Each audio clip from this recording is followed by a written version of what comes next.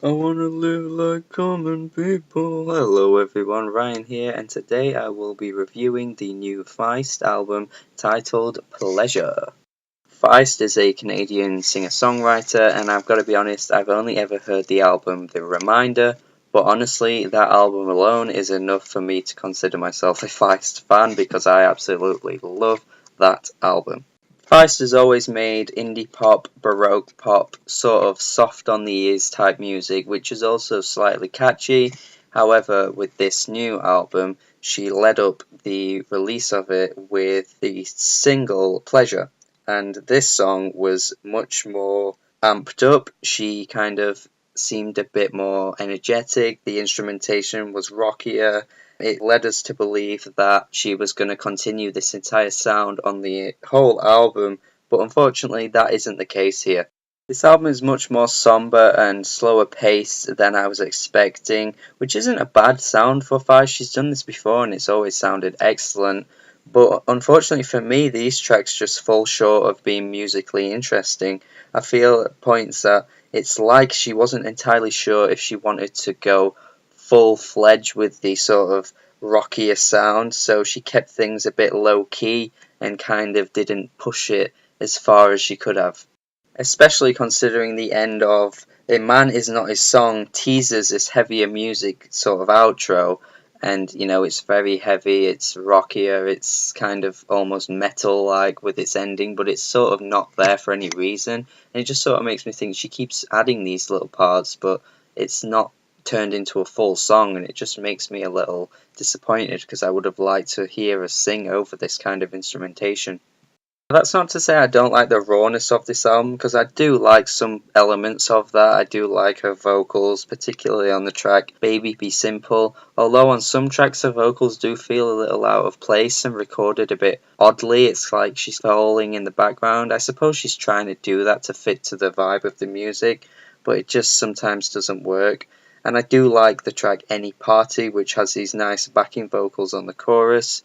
Vocals harmonize very nicely here. It's sort of like there's this chanting sound to it, and it sort of gives you this vibe of swaying along to it like you would expect at a festival or a chorus. And I do like the sweet sentiment on the chorus with, I'd leave any party for you, which I quite like this line because it's sort of an underrated thing when it comes to love, like how a lot of people are willing to just drop everything that they have right now to leave to get to the person they want to be with. I'm not saying that it's completely dead or anything, but it's just nice to hear every now and then in music because, that's kind of something that's really forgotten when you talk about love.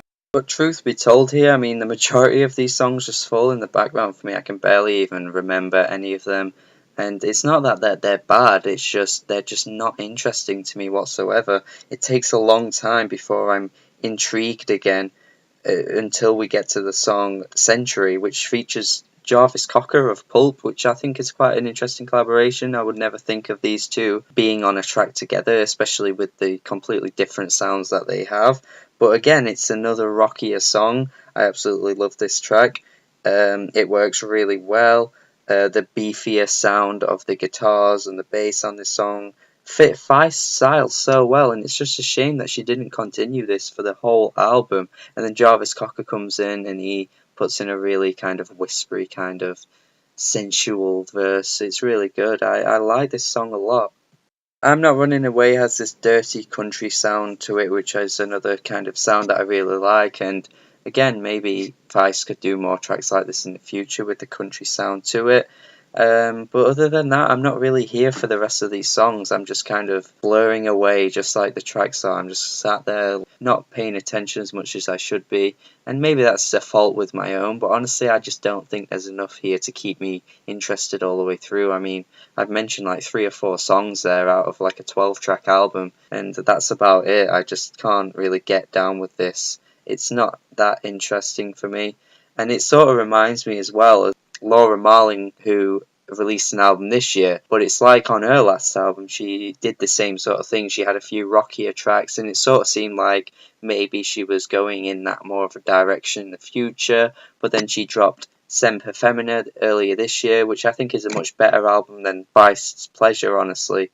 but you know, she dropped back to her old acoustic style, so it was like she was teasing this heavier sound, but then she kind of did a 180 on us and just went back to her old style, which is fine because it worked well for her. But Feist here has done it, and it just has left me disappointed because I just love the tracks Pleasure and Century so much. I just wish the entire album was filled with this. I think that's the main reason why I can't get with this album, mostly due to the fact that I'm just left disappointed, really.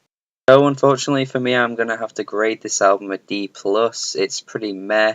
I'm not really feeling this at all. Hopefully you're feeling it better than me. Let me know what you think of this album if you've heard it, and also let me know if you think Feist should be doing Apple commercials instead, like she used to do it back in the day.